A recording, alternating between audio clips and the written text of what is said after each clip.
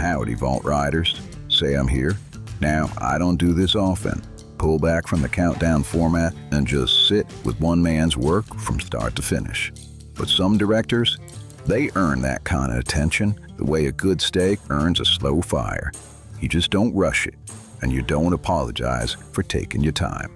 Sergio Leone, he was born in 1929 in Rome, and he was the son of a silent film director, and he grew up haunted by American westerns the same way I grew up haunted by his. This man never set foot in the American West, not even once, and he made the most American westerns ever made.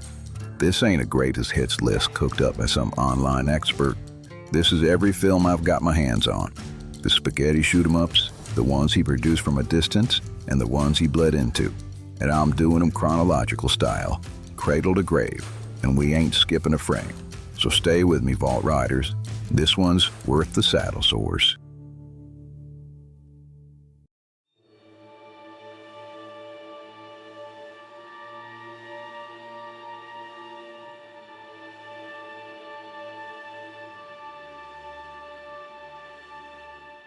Now, before Leone ever touched a camera as a director, he was doing what every great filmmaker does when he's young and broke and full of opinions. He was writing. Slave Women of Corinth, released in Italy as Aphrodite, Goddess of Love, it's a 1958 peplum picture, meaning it's one of those sword-and-sandal spectacles the Italians were cranking out like sausages in the late 50s. Leone's name? It's on the script, and here's how it goes. You got this sculptor, he falls for a Christian slave. Per un attimo ho creduto che Afrodite stessa giocasse a rincorrersi coi miei sogni. Then a tyrannical king builds a temple to Aphrodite on the backs of overtaxed peasants. Some plague rolls in, and the Christians get blamed. You know, like a typical Tuesday, just in the ancient world. What's interesting here, it ain't the film itself, which is perfectly serviceable in the way that a gas station sandwich is perfectly serviceable. But what it tells us, it's all about Leone's instincts, even before he had a camera in his hand. The oppressor versus believer tension, that lone figure caught between power structures, and the beautiful woman who costs a man everything. He'd return to every one of those wells in his pictures, and this is the blueprint. Kinda roughed out in pencil, just not inked yet. Worth seeing if you're a Leone completist. Otherwise, well, bless its heart, we're just gonna move right on. Alzatevi.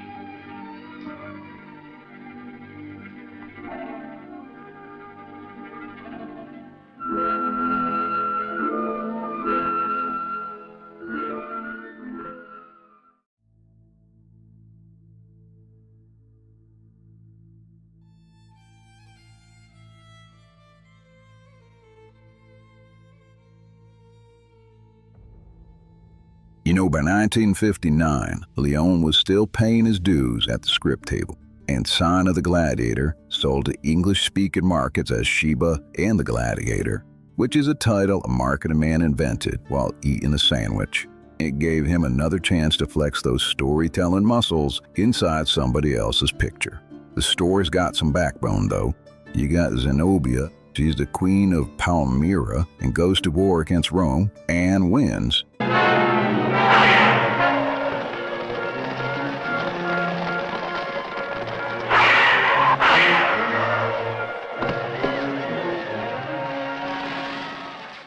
Well, right up until she makes the oldest mistake in the ancient world, and she goes and falls in love with the enemy officer she's supposed to be defeated.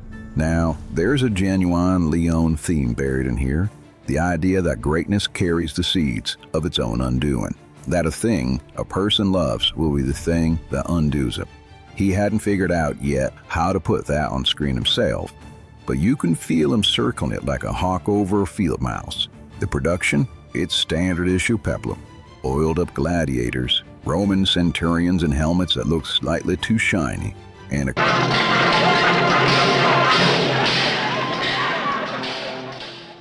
a queen who's played with more eyeshadow than actual menace. Leone was learning what the camera could carry.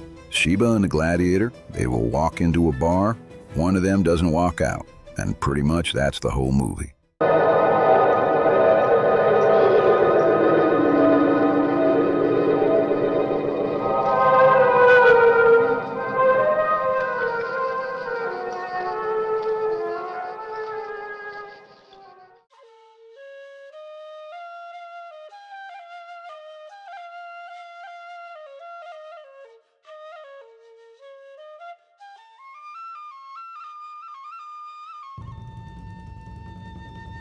Well, here it is. The first time Sergio Leone sat in the director's chair with his name on it, and the man, he did not start small. The Colossus of Rhodes is a full-scale, cast of thousands, ancient world spectacle. Rhodes is also the island of flowers. And beautiful women, from what I can see.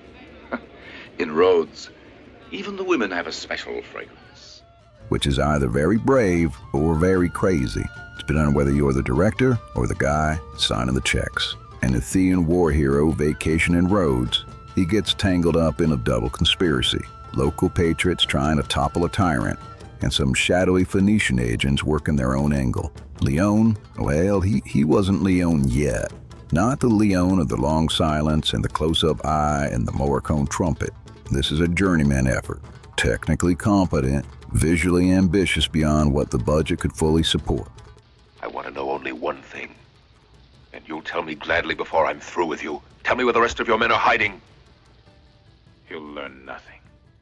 You need to watch the crowd sequences. Watch how he uses architecture as a character. The Colossus itself, it isn't just a backdrop. It's a presence. And in the climax, where that statue comes down, there's a scale and a fury to it that no first-time director should be able to pull off. You know, it's kind of like a colt that runs faster than it has any right to on legs it hasn't even grown into yet. The promise is all over in this picture. You should probably go find it. The Colossus you built is now a nest for the traitors. And they're waiting to overthrow the throne, to enrich themselves with the treasures of Rhodes, and impose a reign of terror. May the gods mete out to you a horrible death for...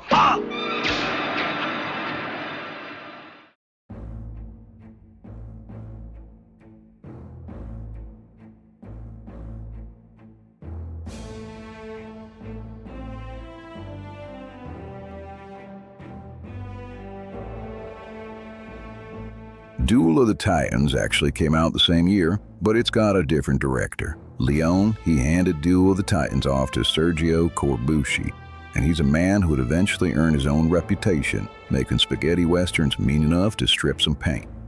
The story goes back to the very foundations of Rome. You got your Romulus and your Remus, the twin brothers raised by a she-wolf, which, as the original story goes, is considerably more dramatic than most.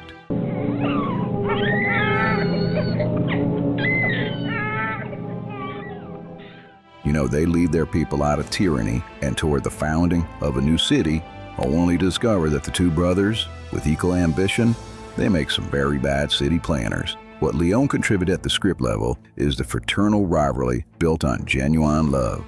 These aren't cartoon villains fighting over turf. They believe in the same things. They just can't agree on how, which is a more honest description of how civilizations fracture than most history books are going to give you. Corbucci, he shoots it with this grit that he'll later bring to Django, which suits the material just fine.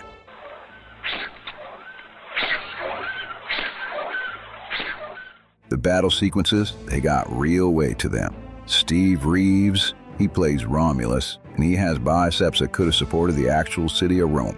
It's not Leone's camera, but Leone's bones are in the structure. You can hear him thinking.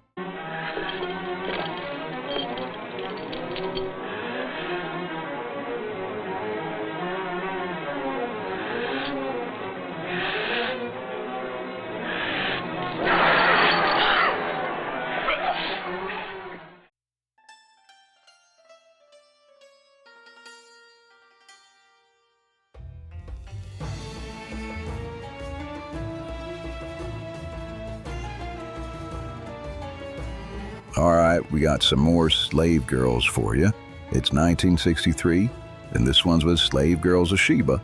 It's also known as Green Flag of Allah, and it's a title that was quietly retired for Western markets faster than you can say distribution concerns.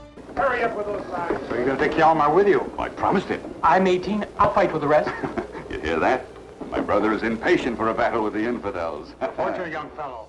This is the kind of picture that exists because somebody had sets and costumes left over from a better movie, and they figured it'd get their money's worth. Kind of like a Roger Corman film. So we got some pirates on a ship called Black Eagle, and they raid Christian settlements along the Spanish coast. And then they step off in Sheba to resupply. go buy themselves some slaves. Those here who may prefer women to wine, and it's a malady that can be serious, take it from one who knows, can now try these.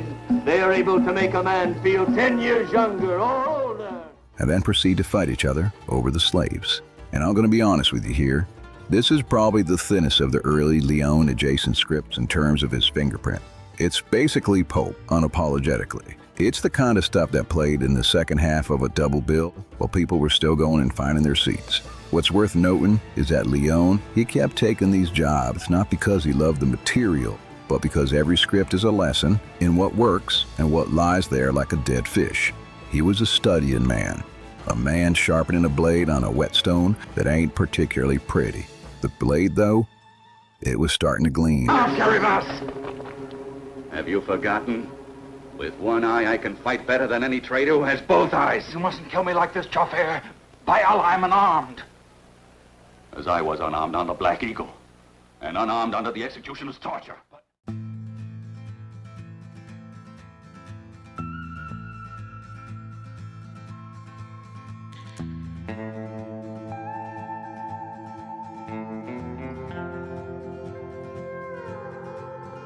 And just like that, we got ourselves a wandering gunfighter with no name, a poncho that ain't been washed since Eisenhower's administration, and the cigar that's clamped in his teeth like a dare, and rides himself into a dusty border town. And nothing in Western cinema was ever the same again.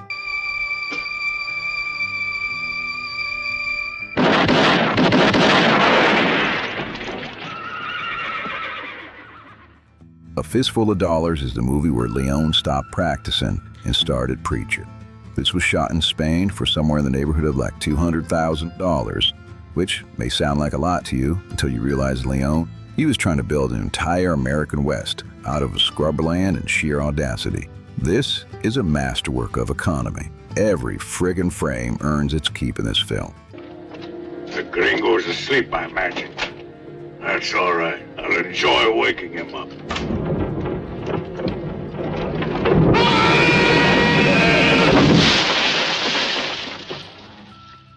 The plot, it's stripped to bone. One man, two rival families, and a town held hostage between them.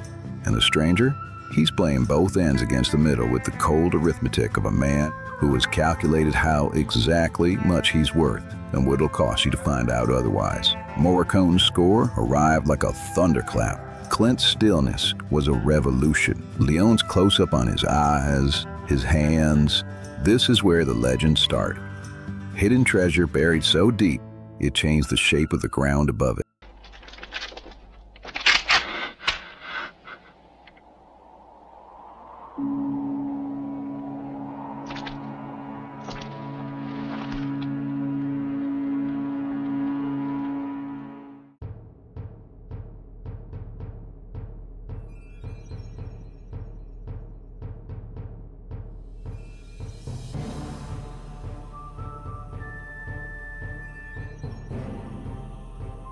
You know, if A Fistful of Dollars was Leone finding his voice, for a few dollars more, that was him realizing that he could sing. The second dollar film is, in many respects, the most purely enjoyable of the trilogy.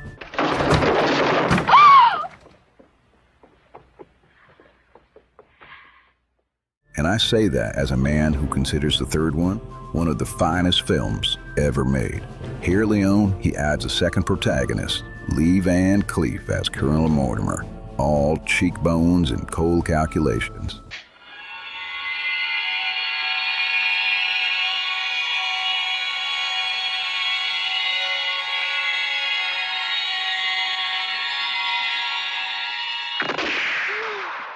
And that chemistry between Van Cleef and Eastwood, it was dynamite, duct taped to a fuse. The villain, El Indio, played by a man whose thermostat was broken, is genuinely unsettling in a way that pure movie villains just rarely are. He's not wicked for the sake of it. There's history behind them eyes. Grief curdled into violence. Leone was learning that antagonists with a backstory hit harder than antagonists with an attitude. Pocket watch motif, that haunting music box playing as duels are counted out. was the kind of detail a lesser director would have explained in dialogue. Leone, he just shows it. Trust you're gonna feel it.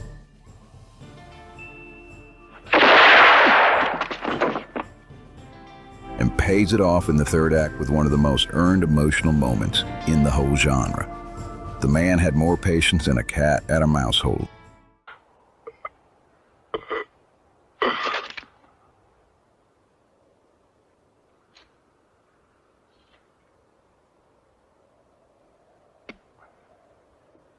Bravo.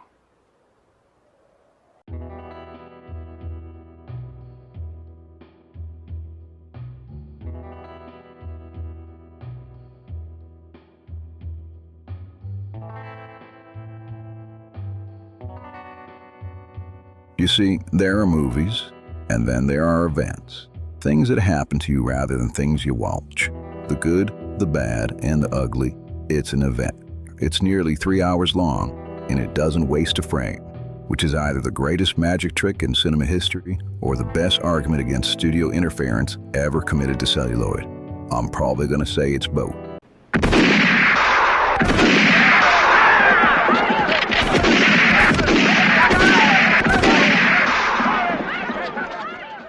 The scope here is just staggering. Leone embedded the hunt for Confederate gold inside the American Civil War. And this was filmed in Spain by Italians with a cosmopolitan crew that barely shared a language. And what came out the other side was somehow more true to the American frontier experience than most American films about the damn Civil War ever even managed. The burned out field hospital, the bridge sequence,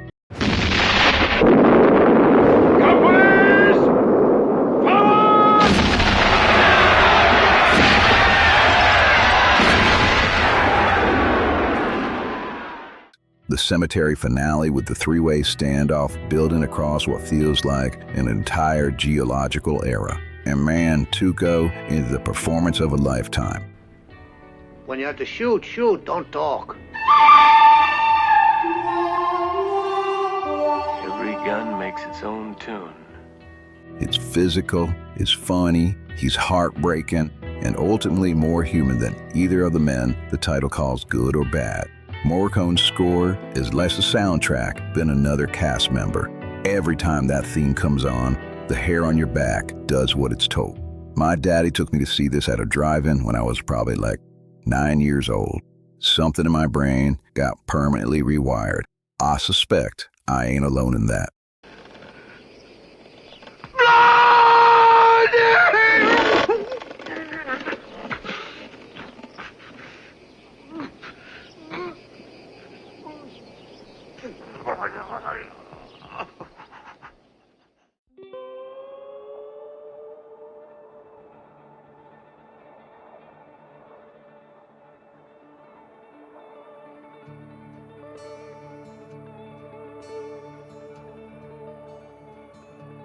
So after completing the Dollars trilogy, a sensible man would have taken a vacation. Leone, we went and made Once Upon a Time in the West, which is not what a sensible man does. It's what a man possessed does when he decides to write the final word of an entire genre. This is Leone operating that maximum ambition, a 4-character epic about the death of the Old West, the arrival of the railroad, and what gets sacrificed on the altar of progress. Henry Fonda, cast famously against type as the ice-cold killer Frank, walks into the opening scene and just shoots a child.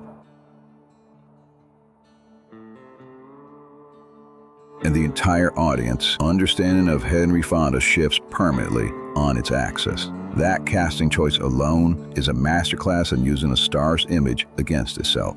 The opening sequence, like 12 minutes before the title rolls, barely a single word is spoken. It's one of the finest pieces of pure cinema ever constructed. Leone, he conducted that like a symphony. The creak of the windmill, a fly, 3 men waiting, each sound builds until Charles Bronson's harmonica just tears through the silence like a blade.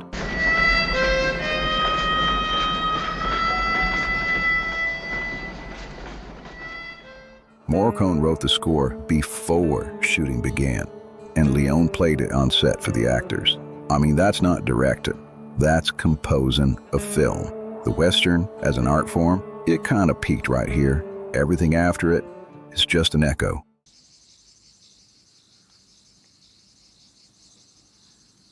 Get me some water.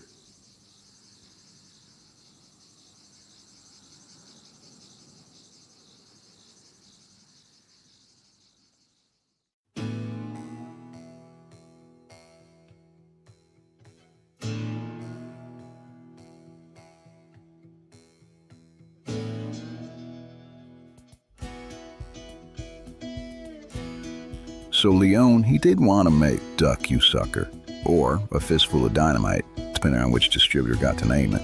Well, at least not initially. He'd been planning Once Upon a Time in America for years and got talked into this Mexican Revolution picture instead. And you can feel the ambivalence in this film, and paradoxically, it makes it richer, because what emerged was something more raw and more conflicted than a purely enthusiastic project would have ever been.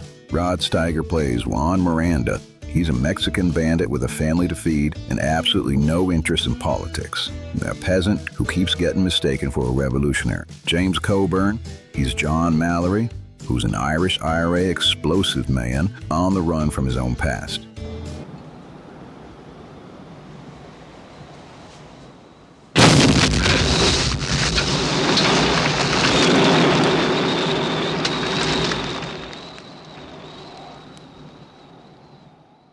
The pairing, it shouldn't work, but yet it absolutely works. Steiger went so deep into the character that crew members reportedly weren't sure where the performance ended and the man begun.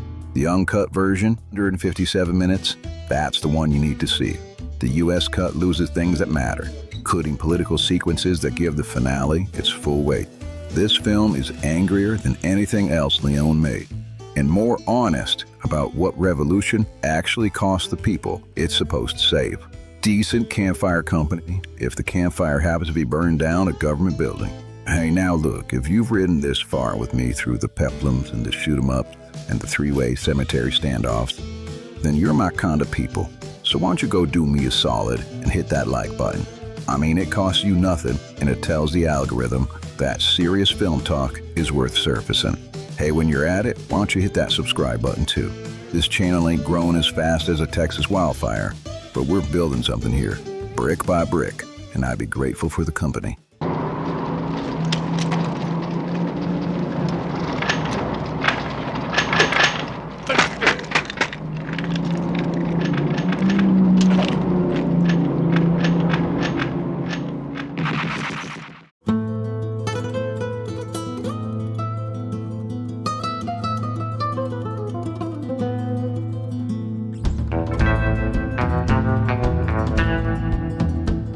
So Leone, he stepped back from the executive producer curtain for My Name is Nobody, and he handed the directorial reins to Tonino Valeri.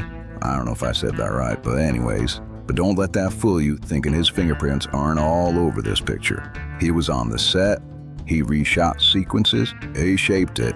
He may not have directed it, but he directed the director. The result? It's a curious, funny, and moving love letter to the spaghetti western from the man who invented it. And maybe a goodbye to it as well.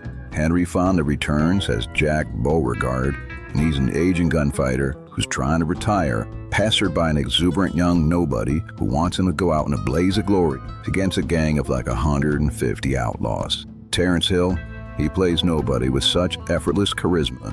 You wonder why he isn't a bigger international star. The answer is probably that American studios didn't know what to do with a comedic spaghetti western protagonist who was actually likable.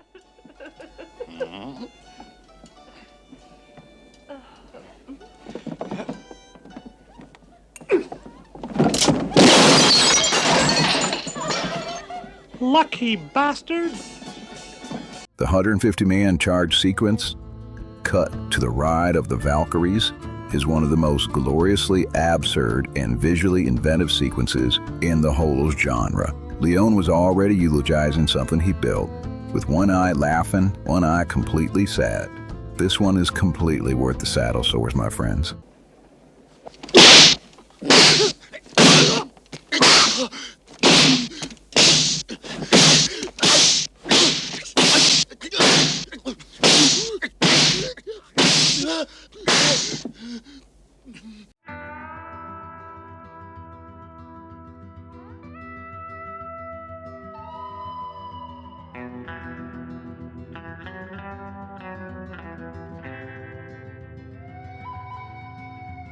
By 1975, the spaghetti western was breathing its last, and Leone, he knew it. So he did what men do when an era's ended. He helped shepherd one more picture through on the genre's behalf. A genius, two partners, and a dupe brings back Terrence Hill, this time as Joe Thanks, and he's a con artist of bottomless invention, teamed up with a half-breed Bill and naive Lucy in an elaborate scheme to separate a racist, Indian-hating cavalry major from his $300,000. What happens in this game when a fella's got 4 cards alike?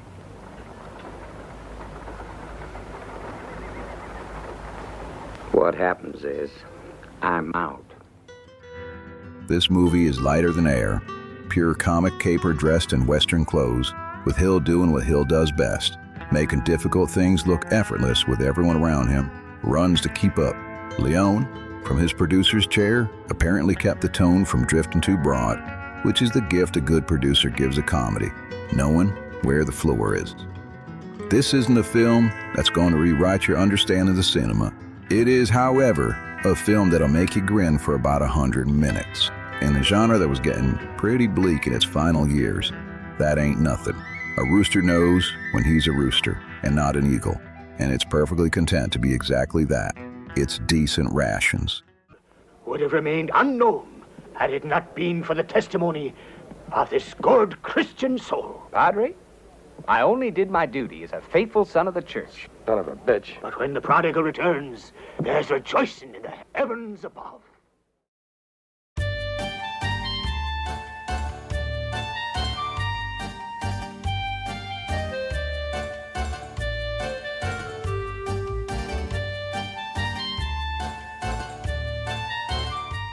Now here's where the Leone filmography, it kind of takes a turn that's gonna raise an eyebrow or two. The Cat, it ain't no Western. It ain't even a war film. Heck, it's not even an epic. It's a 1977 Italian domestic drama based on a Dino Buzzati novel, and it's about 2 middle-aged siblings who bicker just constantly, jointly own a deteriorating Roman apartment building, full of tenants who don't want to leave, and who find themselves playing amateur detectives when the building's beloved cat turns up dead. Leone, he produced it. Why, you might ask?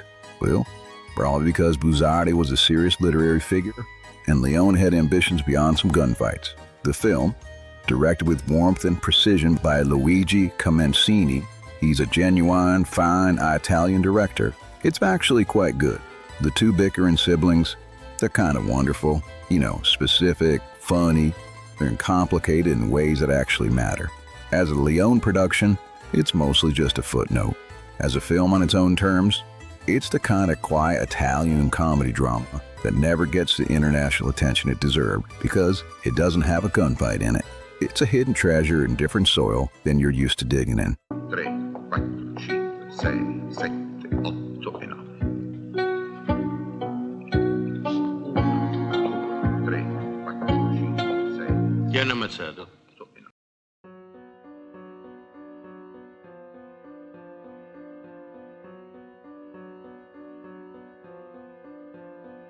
13 years. That's how long Leone spent, on and off, building Once Upon a Time in America, his final film, and, in the European cut, one of the greatest achievements in the history of American cinema, made by someone who wasn't even American.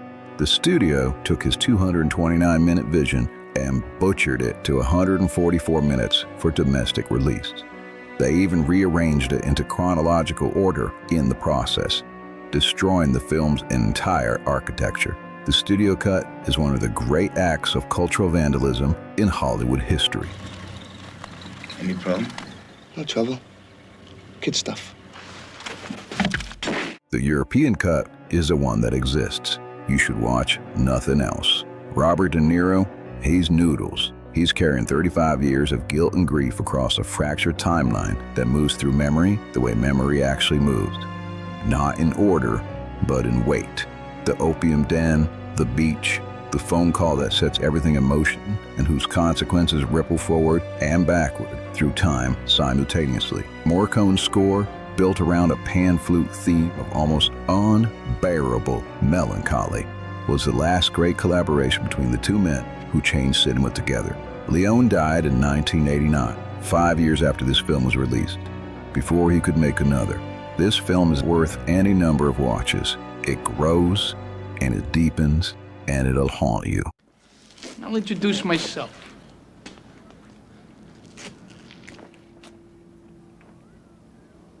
Excuse the glove.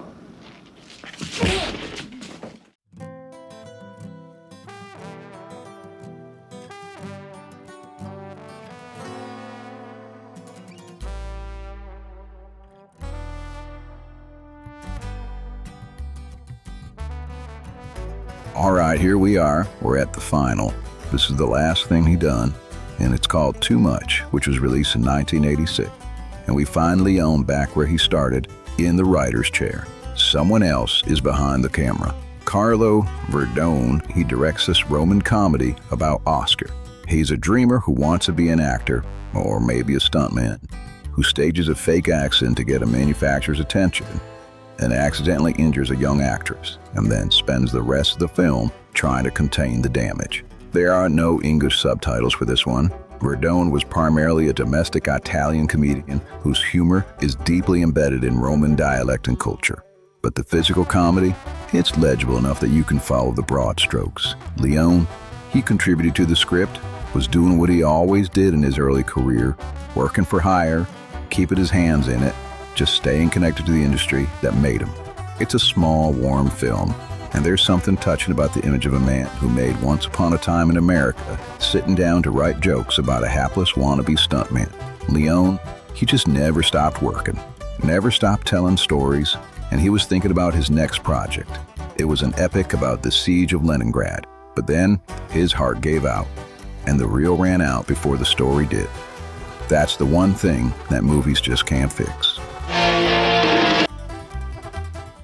Sergio Leone started in the sandal and sword factories of Italian cinema, learned the grammar of storytelling in the margins of other people's pictures, and built a genre out of Spanish scrubland and sheer will, then ended it all with an American masterpiece that the Americans almost destroyed. He made 12, maybe 15 films, depending on how you count them, and 3 or 4 of them, they're as good as any movie gets. If you liked what we did here with this video, maybe you should check out some of our other countdowns we got right here. They're linked at the end of the video in a few seconds.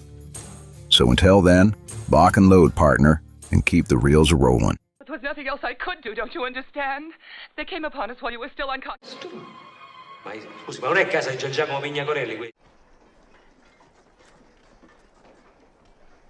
I said before to give you my word. We'll leave. Are you sure? You had...